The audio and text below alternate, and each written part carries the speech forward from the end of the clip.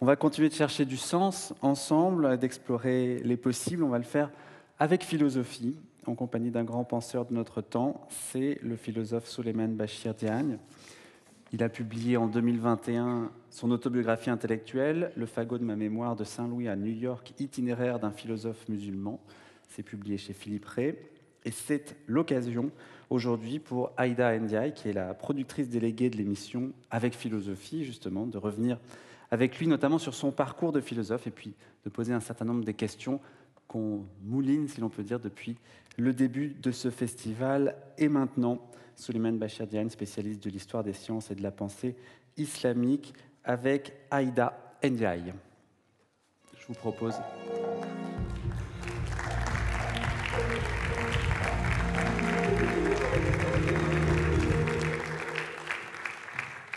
Je vous propose de vous installer ici. Merci beaucoup d'être là et merci beaucoup, Aïda. Bonjour, merci. On se met debout, ok. On peut s'asseoir, je pense. Bonjour à toutes et à tous. Bonjour Souleymane Bachir Diagne. Merci beaucoup d'avoir accepté cette discussion. Je vais essayer de vous présenter de manière succincte. Ça ne va pas être facile parce que votre œuvre conséquente croise de nombreux domaines qui vont des mathématiques à Bergson, l'islam, la traduction, liste non exhaustive. Mais bon, je vais quand même m'y essayer en quelques mots. Donc, vous êtes né au Sénégal et vous êtes le premier Sénégalais à avoir intégré l'école normale supérieure. Il suffit d'avoir mon âge pour ça. Il y a beaucoup de jeunes talentueux qui sont venus après. Si vous avez été plus vieux, ils ont été premiers. Certes. Et vous avez été donc l'élève notamment de Louis Althusser et de Jacques Derrida à l'ENS.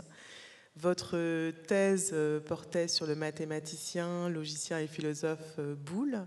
Et vous avez un temps, je crois, hésité entre la philosophie et les sciences. Finalement, vous êtes décidé pour la philosophie. Après avoir enseigné à Dakar et aux États-Unis dans l'Illinois, vous êtes aujourd'hui professeur au département de français et de philosophie de l'Université de Columbia de New York. Et vous êtes surtout l'une des voix les plus importantes de la philosophie contemporaine. Et c'est à ce titre que je suis vraiment ravie d'animer cette discussion. Vos réflexions sont particulièrement éclairantes pour le monde qui est le nôtre aujourd'hui.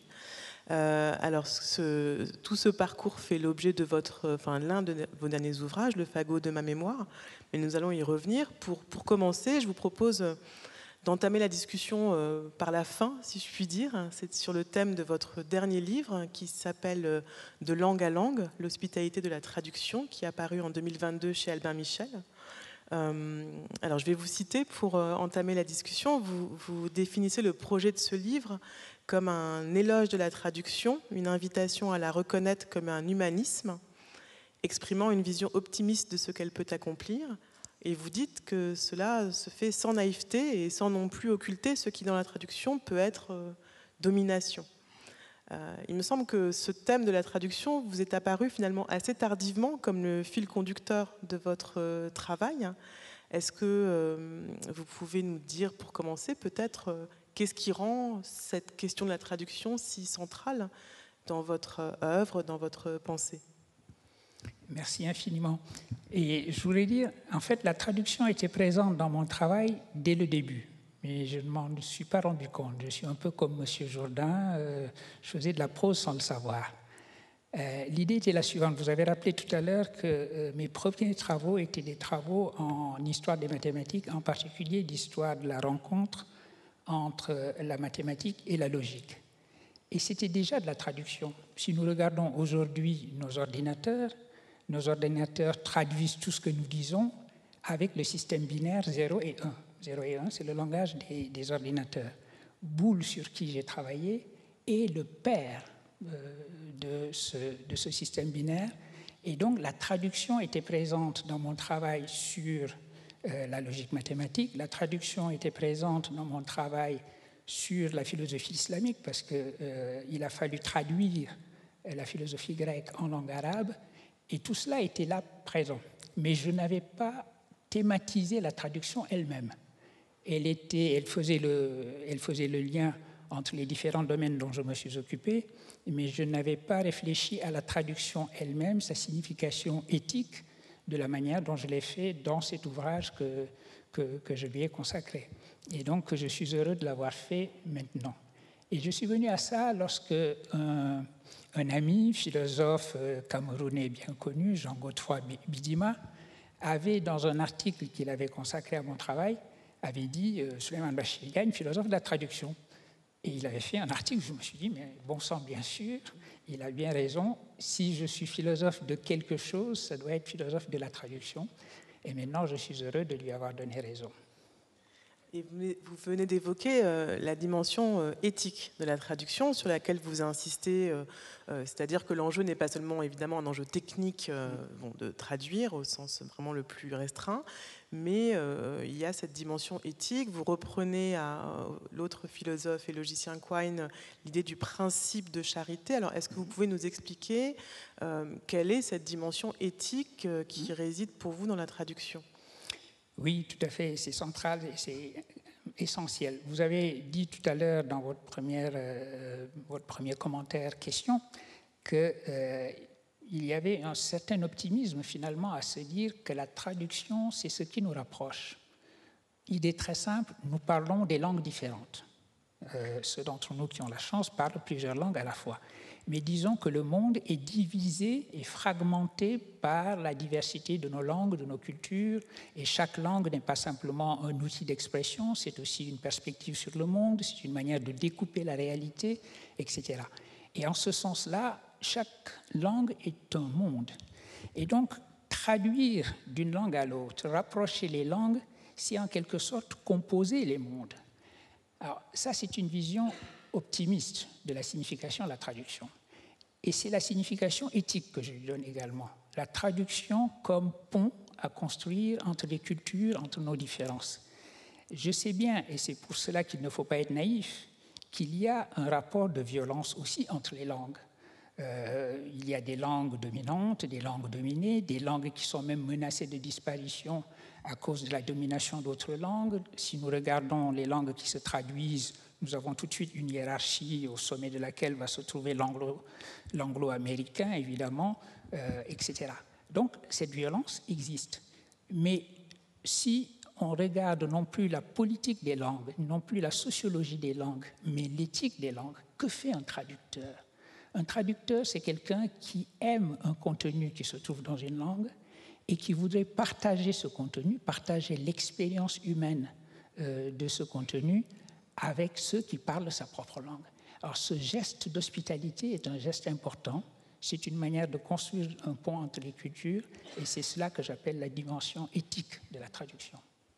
Oui, parce que vous insistez aussi beaucoup sur le fait que chaque langue porte en effet une vision du monde, a une dimension culturelle. Vous évoquez de manière assez parlante la traduction du verbe, enfin le lien entre le verbe être chez Aristote et le verbe être en grec et les catégories de l'être chez Aristote. Est-ce que vous pouvez nous raconter cette dimension-là ? Oui, et d'abord, j'avais oublié tout de suite une dimension importante de votre question précédente, le principe de charité. Le principe de charité, c'est que quand vous traduisez d'autres cultures, vous considérez que vous partagez quelque chose de très important. Vous partagez d'abord la même logique. Vous pensez que l'autre culture partage la même logique que vous. Et vous partagez la même humanité. Ça ne va pas toujours de soi parce que vous avez eu à un moment donné une ethnologie colonialiste, qui estimait par exemple qu'en dehors du monde européen qui pensait rationnellement selon les grands principes de la raison, le principe d'identité, le principe de contradiction, le principe de tiers exclus, et qu'au fond le reste de l'humanité était dans une espèce de mentalité primitive où on était indifférent à la loi de contradiction. Donc Lévi-Bruhl, le premier Lévi-Bruhl, parce qu'il a changé d'avis. Il a changé d'avis, il est revenu sur ces conclusions-là. Mais estimait effectivement qu'il y avait des gens qui pensaient selon une mentalité pré-logique et des cultures où on pensait selon une mentalité logique. Le principe de charité consiste à dire non, même si je ne connais pas votre langue, je considère que vous avez la même culture que moi, la même logique que moi, et nous avons tous les deux une une humanité partagée. Ce principe de charité, c'est-à-dire ce principe de communauté, finalement. Ce n'est pas la charité condescendante, puisque ce n'est pas ça l'étymologie du mot caritas, comme vous savez. Donc ça, c'était la question que j'avais oubliée pour la précédente. Cette fois-ci, pour revenir à celle-ci, je l'ai déjà oubliée. Rappelez-moi. Ma question, c'était sur le verbe être. Le verbe être, voilà. Les Alors, catégories justement, de l'être. quand vous comparez les langues, vous avez ce que un camarade de l'école, Jean Lefebvre, qui est un grand traducteur de la philosophie allemande, a appelé le nationalisme ontologique que l'on trouve chez Heidegger. Alors, nous jargonnons un petit peu, mais c'est très simple à expliquer. C'est l'idée que les langues, ce qui fait qu'une langue est philosophique, c'est qu'elle a un certain usage du verbe être, que vous trouvez dans les langues indo-européennes en particulier. Le grec, le latin, le français, l'anglais, toutes ces langues ont le même usage du verbe être.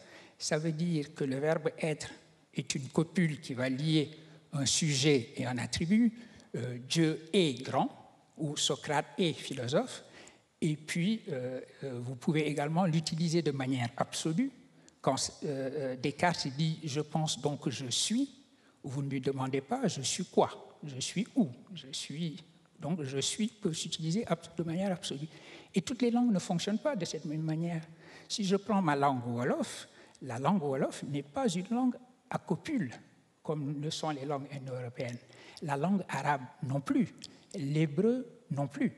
Et donc, l'idée que toute la philosophie, ce qui fait l'importance de la philosophie occidentale, et ce qui fait en particulier l'importance de la traduction ontologique, c'est que le verbe être peut s'utiliser de la manière dont il s'utilise. Vous avez déjà créé une sorte de hiérarchie entre les langues. Vous êtes en train de dire qu'il y a des langues plus philosophiques que d'autres. Alors que toutes les langues, malgré leur propre manière d'approcher la réalité, finissent toujours finalement par pouvoir traduire. Je vous ai dit tout à l'heure que le Wolof ne peut pas utiliser le verbe être de la même manière. Donc si je dois traduire la fameuse déclaration de Descartes, je pense donc je suis, il faut que je trouve des moyens de le faire, parce que ce n'est pas la même... Mais je peux y arriver. Et c'est ça le bonheur de la traduction. A priori, elle est impossible, puisque des langues sont différentes, sont des mondes différents, des manières différentes de découper la réalité, mais au bout du compte, on y arrive toujours. Et le philosophe Ricoeur a dit que c'est la raison pour laquelle la traduction est à la fois impossible et sublime. Oui, c'est ça que vous expliquez effectivement très bien dans votre livre, cette question de l'invariant finalement, logique ou pas d'ailleurs. Et ça nous conduit peut-être à explorer une autre dimension de votre œuvre, à laquelle vous avez fait référence rapidement, qui est la question de la philosophie. Alors, africaine ou en Afrique, vous nous direz, et en islam ou islamique, vous nous direz aussi. Comme vous l'avez évoqué, il y a peut-être cette idée que la philosophie serait liée à la Grèce et à l'Europe de manière plus générale, à certaines langues en effet spécifiques, l'allemand, les langues indo-européennes comme vous venez de l'évoquer. Et voilà, pour faire le lien dans votre livre sur la traduction, vous dites justement d'ailleurs que la traduction est l'expérience spécifiquement philosophique et peut-être même spécifique du philosophe africain. Alors j'aimerais que vous nous expliquiez cela. Absolument, parce que, étant donné ce que je viens de vous dire, si vous avez la chance de parler des langues, plusieurs langues, et si vous avez la chance de parler des langues différentes, parce qu'elles appartiennent à des familles différentes, si vous traduisez un énoncé philosophique, un problème philosophique, dans une langue radicalement autre, radicalement différente, vous apprenez quelque chose sur la langue de départ, vous apprenez quelque chose sur votre langue d'arrivée et vous apprenez quelque chose sur la nature du problème. Si un potache, un de nos étudiants, un de nos élèves, nous lui faisons cours sur Descartes, et puis voilà, deuxième méditation, le malin génie, il ne peut plus rien, qu'il me trompe tant qu'il voudra, il ne saurait faire que je ne sois rien, tant que je pense être, etc. Je pense donc je suis. Et si vous parlez une langue qui n'est pas une langue à copule, vous avez du mal à traduire cela. Et à ce moment-là, vous vous rendez compte que ce que dit Descartes ne va pas de soi, que Descartes dit ce qu'il dit et le dit de la manière dont il le dit parce qu'il parle une langue à copule. Et vous commencez à vous dire, mais si je suis dans une langue pas à copule, qu'est-ce que ça donne? Et donc, ça vous donne une profondeur nouvelle de du fameux énoncé cartésien. Et c'est en cela que la traduction est l'opération philosophique par excellence. Si vous voulez vraiment examiner un problème à fond, les philosophes demandent cela. Les philosophes demandent de ne rien prendre pour argent comptant, il faut tout examiner, etc. Eh bien, il faut examiner jusqu'au bout, c'est-à-dire examiner le fait que ce problème, je l'ai formulé de la manière dont je l'ai formulé, parce que je parle la langue que je parle. Et si je parlais une autre langue? Et si je parlais une autre langue, ça, c'est un geste philosophique important. Et si vous avez la chance, justement, de parler d'autres langues, il se trouve qu'en Afrique, par la force des choses, tout le monde parle à peu près deux langues, et des langues très différentes, qui n'appartiennent pas à la même famille. Et c'est donc le philosophe, en général, doit être un traducteur, et les philosophes africains ont la chance d'être tout naturellement des traducteurs, étant donné l'histoire linguistique qui a été la leur. D'accord, très bien. Et je disais rapidement tout à l'heure, peut-être on peut développer ça maintenant, que vous récusez, je crois, ou en tout cas vous préférez parler de philosophie en Afrique plutôt que de philosophie africaine. Vous avez consacré plusieurs ouvrages à cette question, notamment L'encre des savants en 2013. Est-ce que vous pouvez nous expliquer alors pourquoi, quelle différence vous faites entre philosophie africaine ou philosophie en Afrique? Quel sens vous donnez à cette expression et cette approche des choses? Je me méfie des spécificités et des identitarismes. L'idée qu'une identité m'enferme. Je n'ai pas une conception carcérale de l'identité. Et c'est la raison pour laquelle je me méfie de ces caractérisations, de ces adjectifs qui semblent indiquer que l'humanité est fragmentée en des identités différentes et qui ne seraient que juxtaposées. Donc vous auriez une philosophie africaine, vous auriez une philosophie occidentale, vous auriez une philosophie islamique, etc., etc.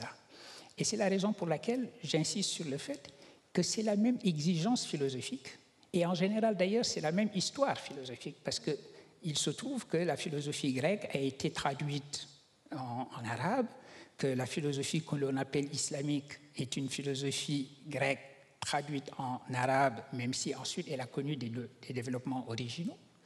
De la même manière, cette fameuse philosophie telle qu'elle a été traduite en arabe a également pénétré jusqu'au cœur de l'Afrique. Il faut se souvenir que la traduction de la philosophie en arabe dans le monde islamique, ça a intéressé également toutes les régions islamisées à un moment ou à un autre. Et donc, ce qui fait qu'à Tombouctou, qui était la capitale non pas politique mais intellectuelle de l'Empire du Mali d'abord, de l'Empire Sonraï après, on enseignait la logique d'Aristote.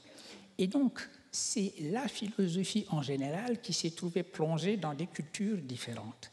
Le type d'interrogation est le même, le type de questionnement est le même. Et donc, c'est la raison pour laquelle je préfère parler de ce qui est devenu la philosophie lorsqu'elle est entrée dans le monde islamique, ce qui est devenu la philosophie lorsqu'elle est entrée aussi dans le monde africain. Je garde à la philosophie son unité, quelles que soient les expressions diverses qu'elle a trouvées dans les différentes cultures. Mais une fois qu'on a expliqué cela, il est tout à fait pratique de parler de philosophie islamique, puisque c'est l'expression consacrée pour ce type d'enseignement. Oui, dans le monde universitaire notamment. Dans la nomenclature académique, on dit philosophie islamique.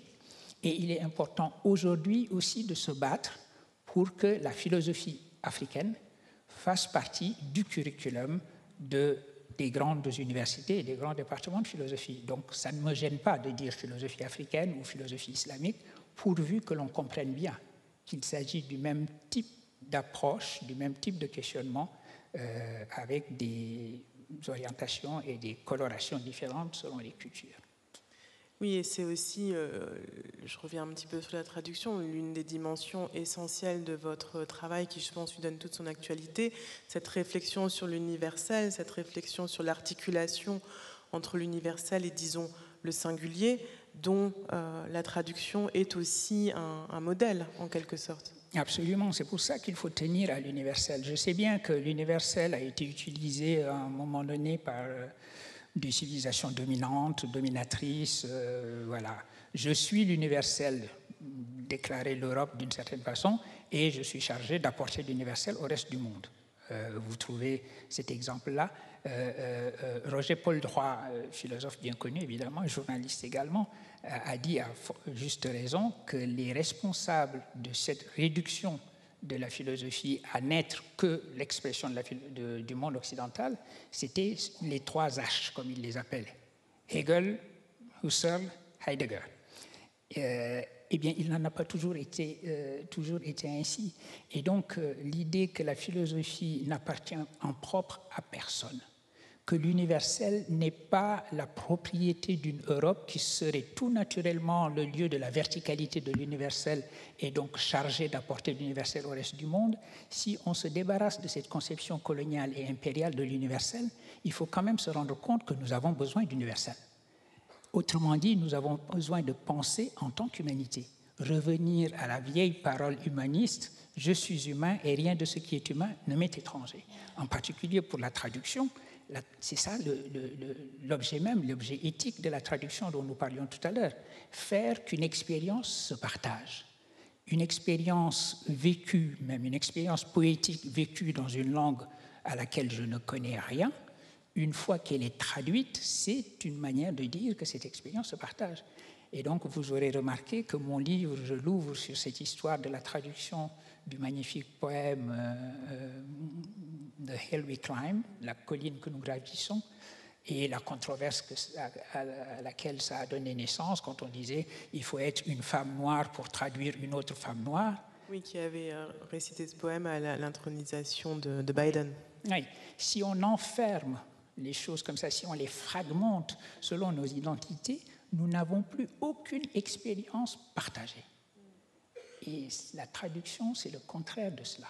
La traduction, cela dit qu'une expérience est humaine en tant qu'elle se traduit. Et qu'une expérience qui se traduit est une expérience humaine réciproquement. Voilà. Et comment éviter, malgré tout, l'essentialisation? Je voudrais qu'on parle maintenant de Senghor, que vous avez connu. Vous racontez votre rencontre très jeune, à 10 ans, si je ne me trompe pas, avec le président Senghor. Est-ce que vous pouvez nous raconter cet épisode? Vous me rajeunissez. J'étais à peu près une décennie un peu plus vieux que cela. C'était juste quand je suis entré à l'école normale, comme vous l'avez rappelé, et qu'il m'avait reçu. Voilà, j'étais arrivé avec ma coiffure afro et ça avait bien changé maintenant. Maintenant, je me mets en costume avec les cheveux gris, ça va mieux, c'est plus respectable comme prof de philo. Et Senghor m'avait reçu très gentiment et nous avions longuement parlé. Il avait parlé lui-même de son expérience des classes préparatoires. Il m'avait expliqué pourquoi, à son avis, il n'avait pas intégré le concours, l'école normale, etc.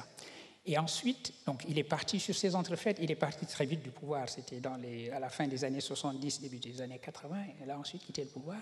Mais il me faisait l'honneur de me recevoir quand il venait encore au Sénégal. Puis quand il a cessé de venir au Sénégal, il me recevait ici à Paris dans son bureau du square Tocqueville. Donc je l'ai connu pendant cette période où je sortais de l'adolescence et j'allais vers l'âge mûr.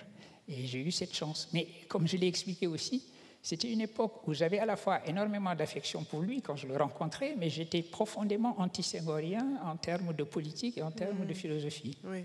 Et c'est au fond, de manière relativement récente, que je me suis véritablement penché sur sa philosophie et que je me suis réconcilié avec cette philosophie-là, dont je suis devenu, par la force des choses, un des interprètes.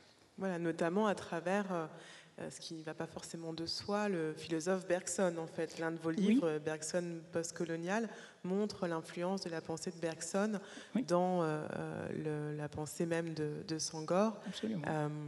Peut-être vous pouvez nous en dire très rapidement quelques mots, parce que j'aimerais qu'on conclue sur d'autres questions, mais comment établissez-vous ce lien entre Bergson et Senghor? C'est d'abord ce que dit Senghor lui-même. Oui. Senghor dit que le XXe siècle a commencé vraiment en 1889 et pas en 1900. Et la raison pour cela, c'est que 1889, c'est la date de publication du premier livre de Bergson qui est laissé sur les données immédiates de la conscience. Et donc, il estime qu'à ce moment-là, avec ce livre, un moment philosophique nouveau est né, et il estime que son propre travail, la négritude pour l'appeler par son nom, a été rendu possible par ce moment philosophique bergsonien. Voilà donc un peu l'influence que Bergson a eue sur la pensée de Senghor. Et c'est vrai que quand vous regardez la philosophie de l'art de Senghor en particulier, elle est très bergsonienne. Lorsqu'il le dit et lorsqu'il ne le dit pas non plus. Sa philosophie de la danse, sa philosophie du rythme, c'est des choses que vous trouvez dans l'évolution créatrice de Bergson, etc. Ouais, je pensais qu'il nous restait encore 5 minutes, j'en suis... On est bientôt à la fin, ou qu'on est même, je crois, on est à la fin ou on est bientôt à la fin? C'est pas tout à fait pareil. On est à la fin. On me confirme qu'on est à la fin. Merci infiniment. Je suis vraiment... J'avais encore plein d'autres questions. J'espère qu'on aura d'autres occasions de discuter de tout ça. Je vous remercie infiniment et je vous remercie vous aussi d'avoir été là pour notre conversation.